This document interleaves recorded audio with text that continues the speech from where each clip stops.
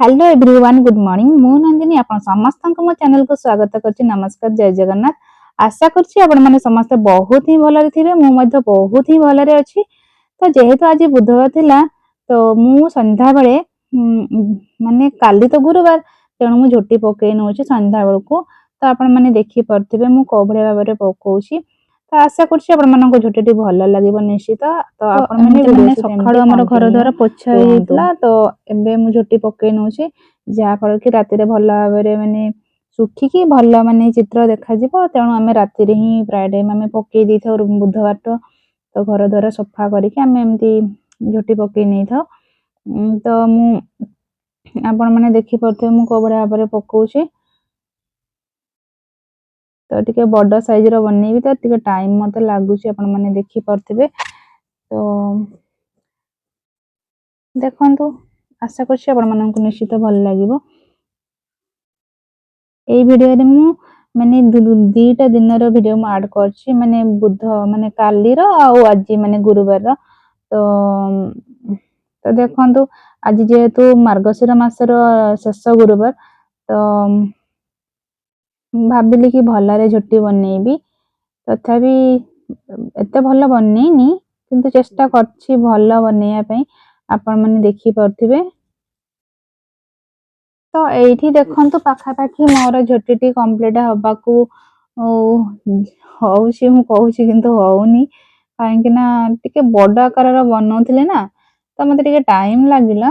तथापि 10 मिनिट तो नुह से 5 मिनिट पाखापाखी लागिथिला। तो आपण माने भी जत्ते बेले भी झोटी बनेइबे सब बडे चेष्टा करिवे भल से माने एबडा गार देकी फील करिवे ब्लैंक छाड़ीबेनी जहा परे झोटीटी बहुत सुंदर देखा जिवो। आपण माने देखि परथे मो झोटीटी सुखी गला परे एम्ति किछि देखा जाउथला बहुत ही सुंदर लागुथला। तो आशा करछि आपण माननकु निश्चित भल लागिथिबो। जदि भल लागिथाय लाइक शेयर एंड सब्सक्राइब करिया को जम्मार भी भूलंतु नै। तो चलंतु आ गोटे न्यू रेसिपी को स्टार्ट करिबा। तो जेहेतु काली गुरुवार थिला तो आमे राति रे ही माने बिरी चाउल को बतरे नै कि माने ग्राइंडिंग करि नउछु आपण माने देखि परथिबे। तो एमिति बहुत सारा काम थाए तो आज भाबिली गोटे टिके शूट करिके आपण माननकु सहित मु शेयर करिबी। तो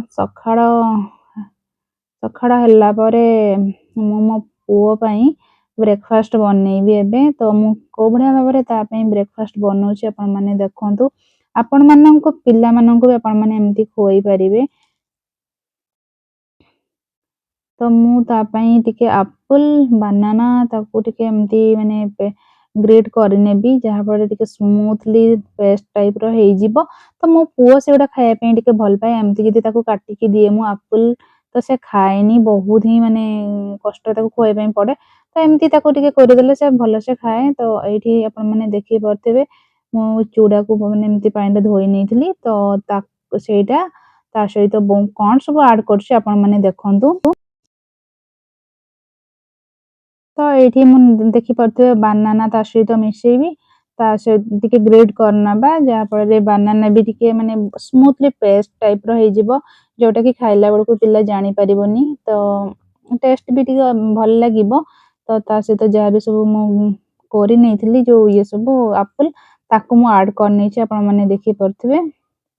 तो एठी छतुआ पाउडर टिके मु ऐड कर नउछि।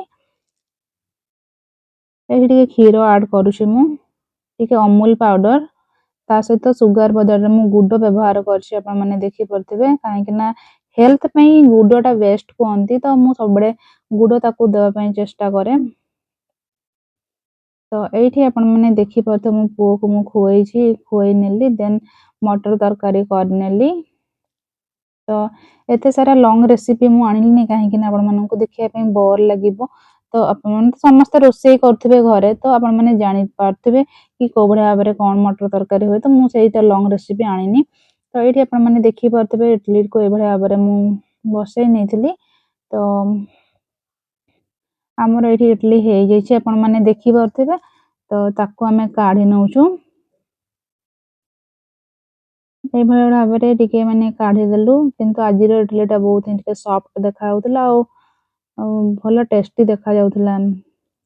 तापरे अलगा ଆହୁରି ବଢିଥିଲା ଯୋଉ ବ୍ୟାଟର ତାକୁ ମୁଁ ଗୋଟେ ବେଲାରେ ତାକୁ ମାନେ ଯୋଉ ପୁର ଦେଇକି ତାକୁ ଏଇ ଟାଇପର କରାହେଇଥିଲା। ତ ତାପରେ ଏଇଟା ଗୋଟେ ସର୍ଟ ଭିଡିଓ ମୁଁ ଯୋଉ ଅପଲୋଡ କରିଛି ମୋ ଚ୍ୟାନେଲରେ ସେଥିପାଇଁ ଭିଡିଓ ସୁଟ୍ କରିଥିଲି। ତ ଏଇଠି ଠାକୁରଙ୍କୁ ଭୋଗ ଲଗେଇବା ପାଇଁ ଏଠି କଦଳୀ ପତ୍ରରେ ବାଢି ନେବି ସବୁ ପିଠା ଆପଣମାନେ ଦେଖିପାରୁଥିବେ। ତ ଏଇଠି ଆପଣମାନେ ଦେଖିପାରୁଥିବେ ଏଇଭଳିଆ ଭାବରେ ଆଜିର ମାନେ ମୋର ଆକ୍ଟିଭିଟିଜ କିଛି ଥିଲା। ଆଶା କରୁଛି ଆପଣମାନଙ୍କୁ ନିଶ୍ଚିତ ଭଲ ଲାଗିଥିବ। ତ ମୁଁ ଏଇଠି ଟିକେ ଟେଷ୍ଟ କରିବି ବୋଲି କିଛି ବାଢି ନଉଛି ଆପଣମାନେ ଦେଖିପାରୁଥିବେ। ତା ସହିତ ସର୍ଟ ଭିଡିଓ ବି ଅପଲୋଡ କରିବାର ଥିଲା ମୋ ଭିଡିଓ ଚ୍ୟାନେଲରେ ଅପଲୋଡ ହେଇକି ଅଲରେଡି ଅଛି। ତ ଏଇଠି ମୋର ଏଇଭଳିଆ ଭାବରେ ମୁଁ କରିଥିଲି। ତ ଟିକେ ଭିଡିଓ ସୁଟ୍ କଲା ଟାଇମରେ ନା ମତେ ଟିକେ କଷ୍ଟ ହିଁ ଲାଗେ, ଏତେ ଇଜି ଲାଗେନି ମତେ। ସମସ୍ତଙ୍କୁ ଇଜି ଲାଗୁଥିବ କିନ୍ତୁ ମତେ ଟିକେ କଷ୍ଟ ଫିଲ୍ ହୁଏ ଯେ ଏତେ ଇଜିଲି କିଛି କାମ ହୁଏନି ମୁଁ ଭାବେ। ତ ଏଇଠି ଆମେ ଯୋଉ ବେଲାରେ ପିଠା କରିଥିଲୁ ଆପଣମାନେ ଦେଖିପାରୁଥିବେ କୋଉ ଭଳିଆ ଭାବରେ ହେଇଛି, ବହୁତ ହିଁ ସଫ୍ଟ ଲାଗୁଥିଲା। ତ ଏଇଠି ଆମେ କାଟି ନେଇକି ଆପଣମାନଙ୍କୁ ଦେଖେଇବି।